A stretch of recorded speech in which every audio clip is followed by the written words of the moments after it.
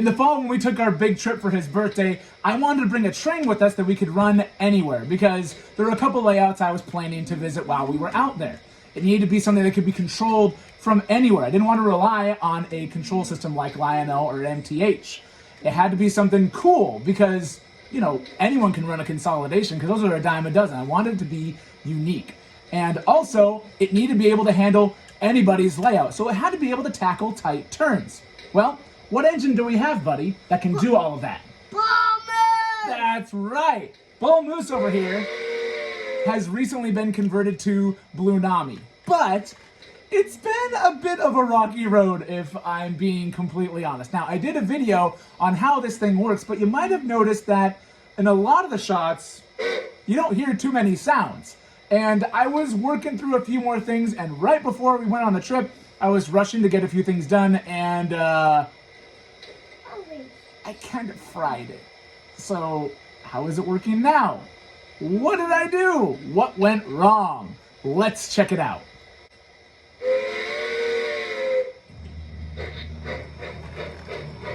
Oh, the camera, look out! So for this great trip, I wanted to bring a great engine, but that meant I had to be a little careful with a few things. First of all, I needed to make sure that I could safely bring this thing with me. So what I did about a day or so before traveling was test fit a couple of different boxes to see if I could safely transport this, because the original box this came with wouldn't fit in a carry-on. I wanted to keep this engine with me. I didn't want to get tossed around. But I also recognized that it was probably going to get a little bit tossed around even if it was in a carry-on with me. So I packaged up Bull Moose in a little box and I gave it a little shake. And then I took it back out and put it on the track, and I noticed no sounds. I also noticed a little bit of smoke coming from the tender. And this isn't a triplex. There's no smoke in the tender. It's not supposed to do that. So I figured, all right, well, shoot, I shorted something out, but this thing can maybe still run. We're, less than a day now. I don't really have time to do a full rewiring or see what's going wrong. I just want to bring this thing with me because I already had it in my head that I wanted this thing to make the trip. It can still run. It's got lights and it can move. That's fine. So I buttoned things back up and got it loaded up and took it with me to the East Coast. The first stop was Chris's Trains and Things. And all of my YouTube heroes were down there. Not only, obviously, Chris, but a bunch of other friends, Retro Mikado, Optimus, Sid, who actually helped me quite a bit with some of the questions I had on this thing. And even Eric's Trains was there running, ironically, his triplex, with a tender that's supposed to smoke. And what happened? The lights in here, I got something crossed with the wires when I took the speaker out, and I had this thing with smoke just pluming out of this thing. My buddy Art kind of saw the whole thing go down. I'm sure I could literally feel the eye roll from Sid as he walked by with me frantically trying to figure out what the heck's going on. But I did get it working and I got it rolling. It had obviously no sounds, no tender lights anymore at that point. And yeah, I was just happy to have it running around his layout. Plus, I mean, it was loud enough down there anyways. You couldn't really hear much from the engines. So I wasn't too worried about not having sounds, but it was great to run there. I also had a chance to run it at the New Jersey High Railers. That was pretty cool. And then finally, I got to run it with my friends from 3 Rails 4 Dads at Art's house. So it ran on 3 separate O-gauge railroads on the East Coast before coming back home, and I opened things up to see what had happened. When I got the Bull Moose home, I opened up the tender and the remainder of the wires just had all of the insulation completely melted off of them, which explained the smoke show. I wasn't sure what had gone wrong, but I knew this was my opportunity to make things right, because not only did I want Bull Moose here to work again, but I also wanted to make this thing solid enough to be able to reliably take to visit other layouts. Because again, this is kind of the perfect travel companion as long as I do it right, because it doesn't matter if you've got Lionel, command control, MTH, conventional.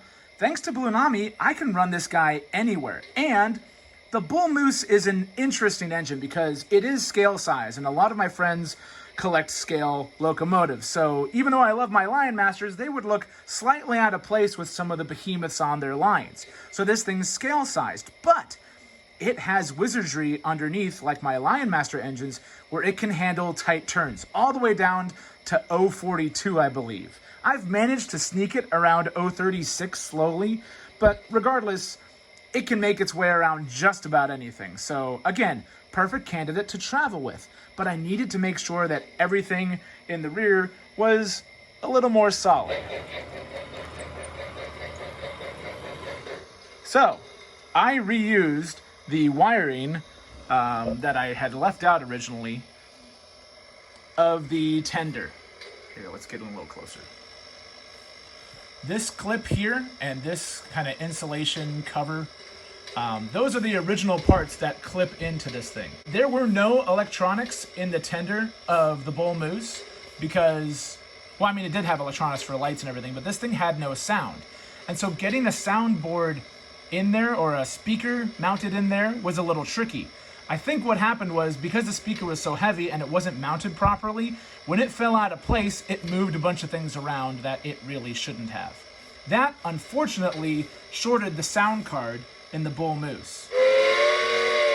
So even when I did get a speaker fixed when I got home, I still had no sound. So, well, you can send these boards to SoundTraxx to get the sound card repaired, which I already have in the mail, the original board from this thing.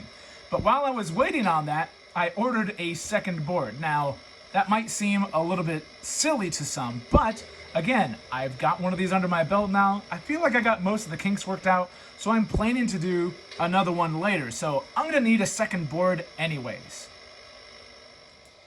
When I made my repairs, you'll notice there's still no lights on the tender. I had those glowing before, but I need to order more lights for those because, again, you saw the condition of those wires. They're toast. But I did, in the meantime, have one more left over that I could use for the reverse light. So I'm at least glad that I've got that wired up and running. And this thing runs fantastic. The motors still do kind of overpower some of the chuffing sounds. But I do have things kind of balanced a little bit better. Maybe I just need to go through and oil it a little bit more, but either way, the Bull Moose is running, it's running right, and it finally sounds good too. I don't know what whistle to put on this thing, so if you know, leave me a comment down below. There's all sorts of options in Blunami. I don't know what half of the names of these things mean. I just know that there's not one in there that says Union Pacific Bull Moose, so let me know what you think it should sound like. In the meantime, this Hancock whistle sounds pretty nice. So I've got it fixed. Obviously it's running. Bit of an oops, bit of a rush job on my part, but man, October was crazy. We've put out so many videos, even considering I was gone for a week. So check out our Halloween train. Obviously check out the write-up on the Bull Moose. Bunch of other stuff coming your way. So stay tuned. If you're not already subscribed, please hit that button down there and check out what we're up to with everything else. Hit the bell so you get notifications. All the fun stuff that smarter YouTubers than I tell you to do. And yeah, we'll see you guys on the next one. Why are all of your engines backwards? It's because they're cab forward. What? You made a bunch of cab forwards? Yep. You're silly.